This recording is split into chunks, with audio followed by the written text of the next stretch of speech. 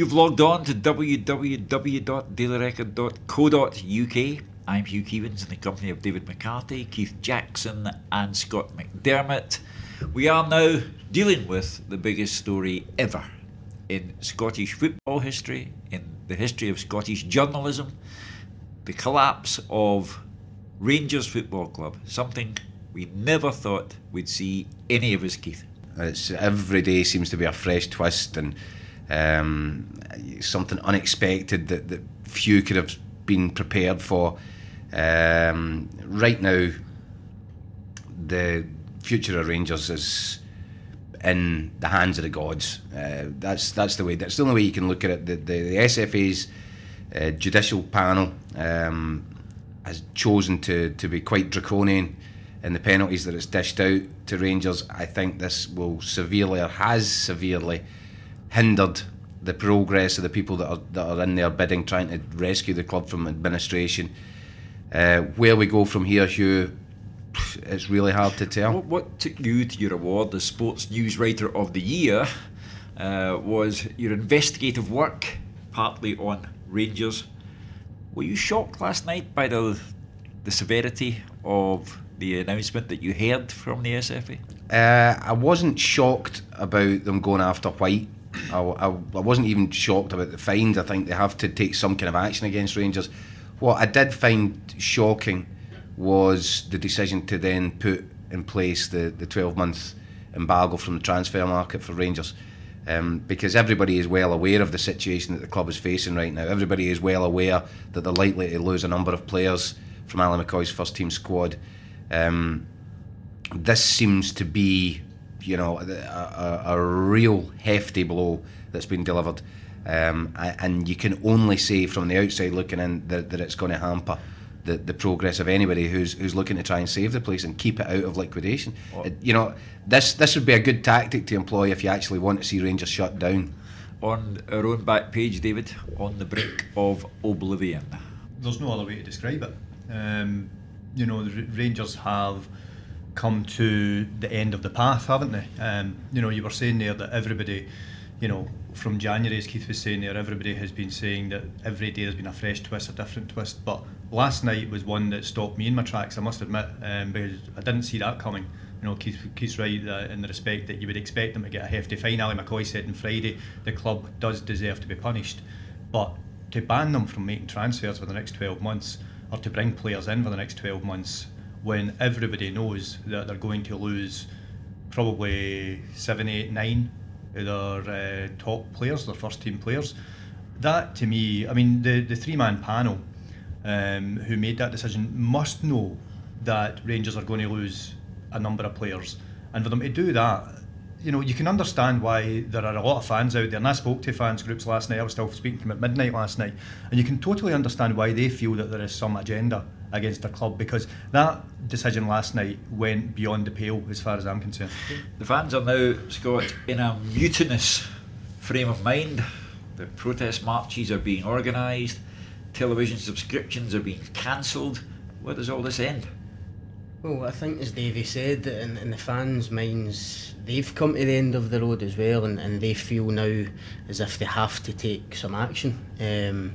I think the fans could have probably done more in the last few months. They've probably not been as militant as Celtic fans might be, or certainly as they were back in 1994. But I think that decision last night and these sanctions which have been brought upon them will really kind of get them doing something. I know there's already kind of protest plans planned for this weekend and stuff like that, and it's hard to blame them. I mean, the fans have done nothing wrong. It's them that you feel sorry for, and as Davey touched on again, it's just the timing of it. That SFA kind of inquiry seemed to drag on, and then all of a sudden they come out with that decision on the day when everyone thought there might be a preferred Keith, bidder. let me put a point to you that a hotline caller put to me.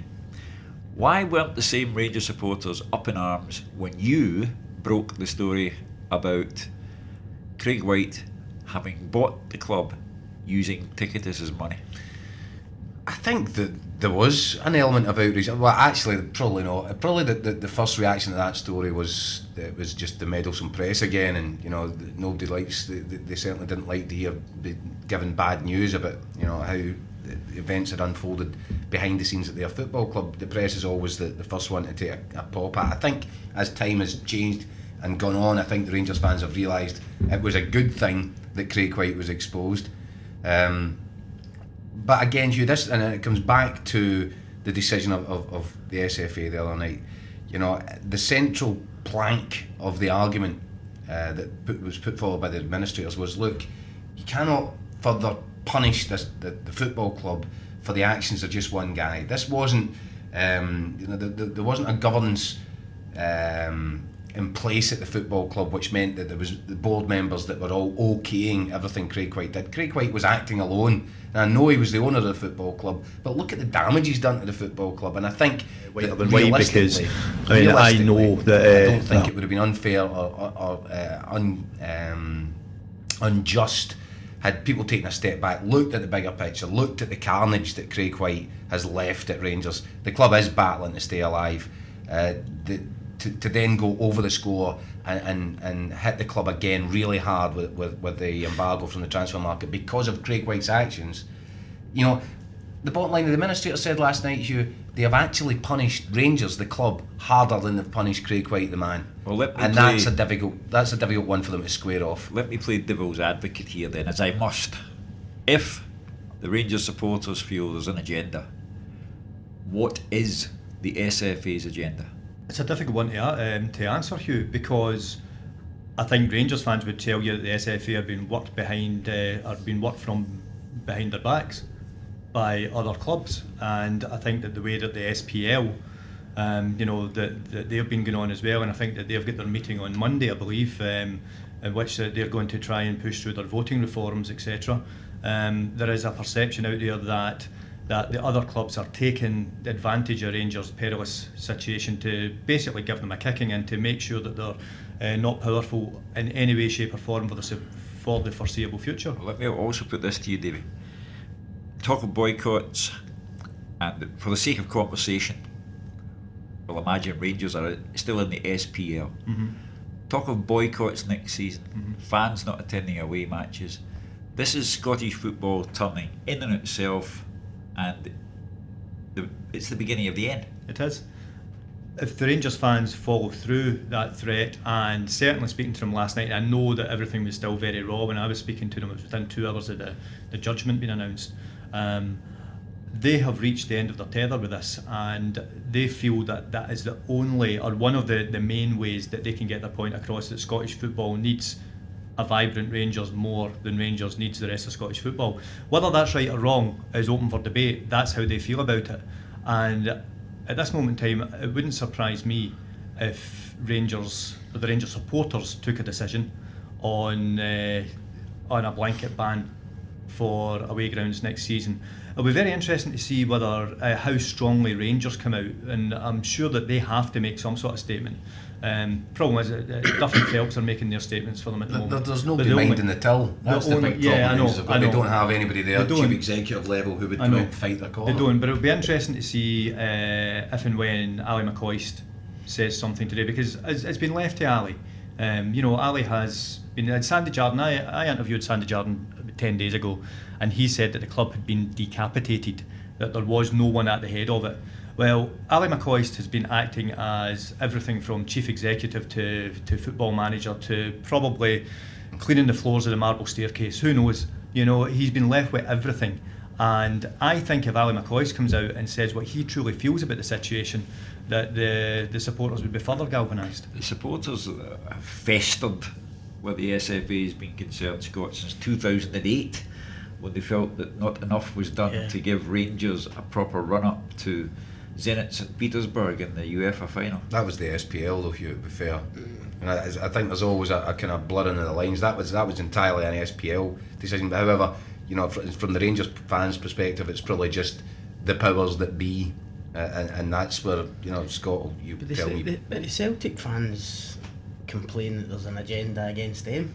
for the SFA as well, don't they? I mean, it's... Well, the Celtic fans just now talk about boycotting away grounds next season as well, isn't there? So that's against their own club. They're saying that if Celtic allow Rangers Newco, should there be one, back boycott. into the SPL, then they'll boycott their own club. Now this is Scottish where football we're is turning eating in itself. ourselves. It's eating itself. It's cannibalism. Surely the SFA are there to serve Scottish football. I mean, can we honestly sit, or can anyone for the SFA honestly sit here this morning and say they think they've done what's right for our game and what's right for Scottish football? All right, let's go through the punishment point by point. Nobody, surely, objects to what happened to Craig White, the life ban, the fine, because most of the Rangers fans that I speak to in the hotline want imprisonment, never mind the life ban. What about for Craig White? You're right. But so whatever happened to him, the Rangers fans don't care about him. Well, he deserves everything that he's going to get. So although I don't know what he is going to get, because you think Craig White's certainly not going to pay that fine. No, he's made that he doesn't abundantly pay any of his clear. bills, really, does he? He's made it abundantly clear. In fact, owned up to the fact that he has no intention of paying. So the fine for bringing the game into disrepute, could that be described as excessively high, or is it the principle of fining a club who've got no money anyway? No, I think that there had to be some kind of penalties. There had to be, and a financial penalty is as fair as you're going to get for that. Rangers have brought the game into disrepute under the Craig White regime. There's no question of that. Is that by no paying for tickets and stuff like that as well? Yeah, they've not paid money due to other clubs. Yeah. They've that is bringing Rangers have been a disgrace under Craig White. There's no two ways about it, and they deserve some kind of punishment. However, I think it is absolutely essential to the argument that you say, like, well, Craig White is no longer there. Craig White, they're trying to reboot. They're in the process of overthrowing him. They are trying to repair the carnage that this guy has left behind. Therefore, is it really fair and proper to try and hinder the progress of any prospective new owner with measures like that? This is the question. Are we, any of us, aware of how this has impacted on Paul Murray, the Blue Knights, Bill Miller, people in the US? Well, Keith's been the guy that's been closest to that story with Jim Traynor through the entire process, so if anybody would know, it would be... Well, I tell you what, the bidders at the table have been shocked by the severity of the SFA action, but it's not just this. There is a feeling now, and this is why it's so difficult for anybody to get a deal done here, because the administrators are asking for bids to be put in on an unconditional basis. Now, the argument is you can't come in on an unconditional basis because you don't know what's waiting for you round the corner. If anything, last night's penalties proved that, and the fear, and it became, I think it became heightened last night when they saw the severity of what the SFA had done. What if the SPL's inquiry? What if Rangers lose the big tax case?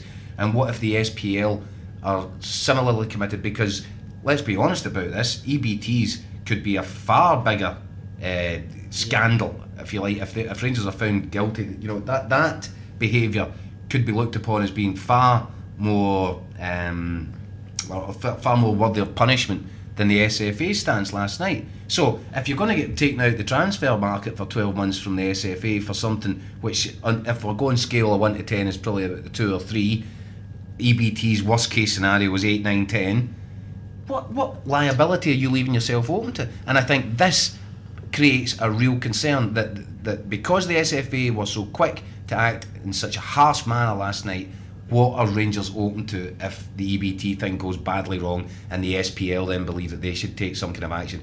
Because it would not be out of kilter with last night's punishment if Rangers were fined into the millions of pounds if they were found to be in breach of double contracts, EBTs, etc., etc. Let's cover a couple of things here before we go.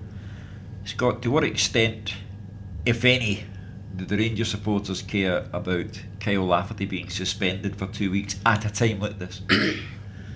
I don't think they'll be bothering one bit, to be honest with you, considering everything that's going on. I mean, it was considering after the judgment last night with the SFA, I mean, it was just the Lafferty story paled into insignificance.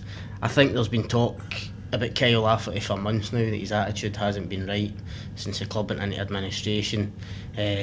Claims to be a big Rangers fan, of course, but it would seem to me from the outside that he wants out and probably wants back to England. Davy, was a small matter of an Old Firm game on Sunday. Oh, so there is. With all of this going on, what in the name of goodness awaits us at Celtic Park at 12:45?